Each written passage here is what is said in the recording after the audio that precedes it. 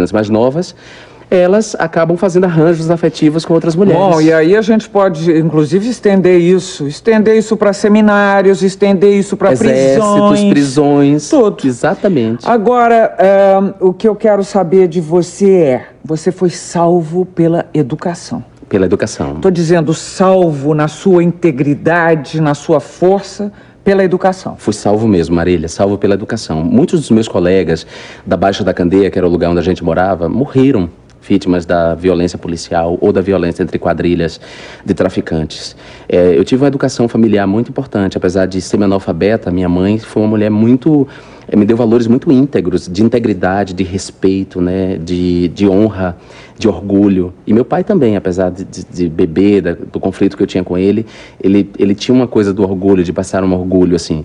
Eu tive essa primeira educação em casa, a igreja foi importantíssima para mim, né, a comunidade eclesial de base lá da Baixa da Candeia, e depois a escola. Eu adorava a escola, Marília. Apesar de sofrer bullying, isso que a gente chama hoje de bullying, na época a gente não chamava. Apesar de sofrer bullying, de ter dificuldade de sair por recreio, por causa do xingamento, do insulto, eu adorava a escola, eu adorava meus professores. Eu ia com fome, como eu disse para você, várias vezes. Minha mãe falava, não, você não vai. Eu ia, ela tinha medo de eu desmaiar na escola, né? Eu ia assim mesmo, adorava a escola, adoro ler, adoro aprender, e foi isso que foi mobilizando a minha vida. E eu fiz uma escola no ensino médio chamada Fundação José Carvalho, que essa mudou radicalmente a minha vida, que era um colégio interno. Porque era um colégio interno? Era um colégio interno. E era um colégio de excelência. Um modelo de ensino individualizado, sem professor em sala de aula. O aluno construía seu próprio saber a partir de módulos que recomendavam as leituras. Então, a gente só consultava... Bárbaro! Muito bacana. Uma escola experimental mesmo. É uma escola experimental. E era hiper seletiva. Assim, havia um vestibular que eles aplicavam para os alunos de escolas públicas, depois da 8ª série. Eles selecionavam 80 alunos desse vestibular que eles aplicavam. Depois, os 80 passavam um mês e desses 80 selecionavam 25 para fazer o curso. E eu estava entre os 25 e eu fiz o curso de informática, numa época em que informática era para poucos. E eu fiz informática, fui para Salvador trabalhando como programador de computador. E aí minha vida deslanchou, começou a deslanchar. Eu fiz o vestibular para jornalismo. E foi a educação que me salvou. E acho que a educação pode salvar esse país. Eu também acho. Eu acho que antes de tudo, porque tudo depois é consequência de uma boa educação. Você não acha? Com certeza, com certeza. O bom senso, a tolerância, a cidadania. A cidadania. Aprender a votar. Tudo é uma questão de boa educação. Isso se reflete no país como um todo. Porque você já pensou se a gente conseguir assegurar para cada cidadão brasileiro uma educação de qualidade, como esse país vai se transformar? Porque as pessoas vão saber escolher candidatos, por exemplo. Você incide sobre a corrupção, que hoje drena parte do dinheiro público, né? Que poderia ser investido na saúde, na educação. Você não vai mais eleger gente corrupta, enfim. Diga uma coisa, quanto é que você ganhou mesmo no BBB? 1 milhão. O que deu para fazer? Olha, eu comprei uma casa para minha mãe, primeira coisa. Eu sabia que essa é a primeira coisa.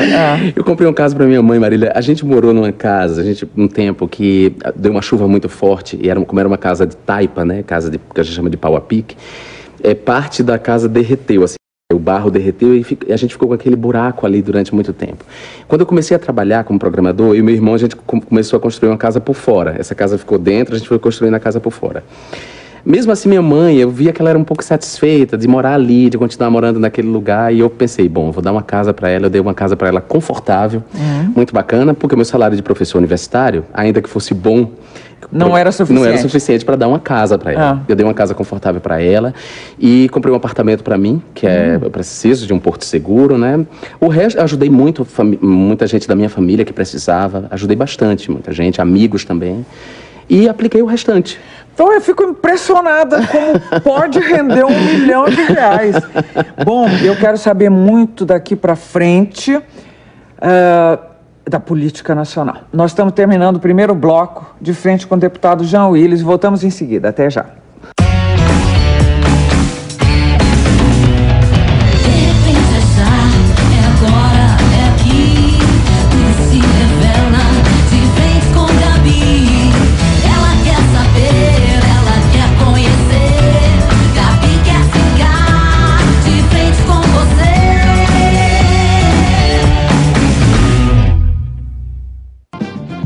De frente com Gabi.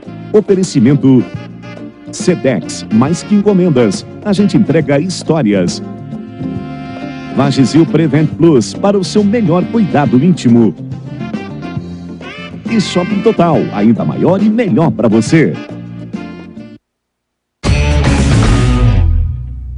De volta e mais uma vez de frente com Jean Willis. Você está gostando de ser deputado? Tô gostando. Por quê? Olha, Marília, eu tenho hoje a real chance de intervir mais em coisas que eu gostaria de intervir, que, por exemplo, o papel de professor, de jornalista e escritor não me permitia, por exemplo. A defesa dos direitos humanos eu já vinha fazendo há muito tempo, né? Eu criei, por exemplo, na Faculdade Jorge Amado, onde eu dei aula há muito tempo, uma pós-graduação em jornalismo e direitos humanos. Ou seja, agora como deputado, com a política institucional, eu posso, de fato, defender os direitos humanos, sabe? Eu acabei de chegar de uma viagem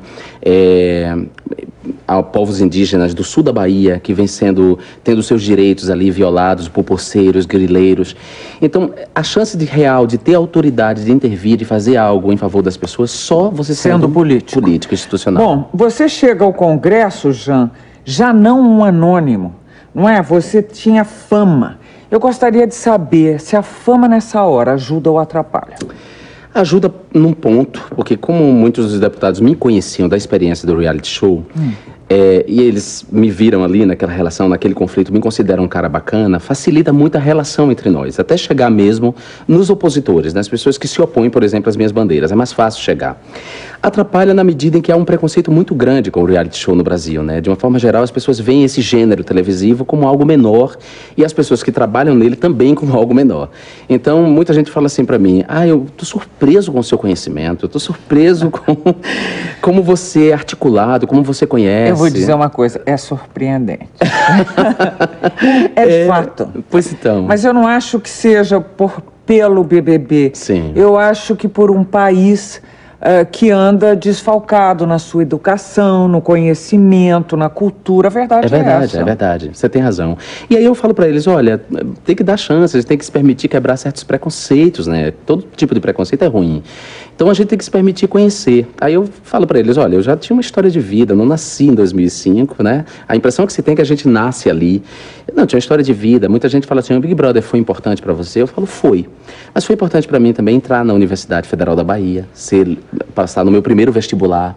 Foi importante para mim lançar meu primeiro livro pela Fundação Casa Jorge Amado, graças a um prêmio. São momentos da minha vida marcantes. O BBB é só mais um deles. Mais um que te dá 1 milhão. Me deu 1 milhão e me deu visibilidade. Isso aí. Bacana. Agora, a imagem que a sociedade tem dos políticos, você sabe qual é. Sim. Não é nada boa. Nesses primeiros meses em Brasília, qual a impressão que você está tendo?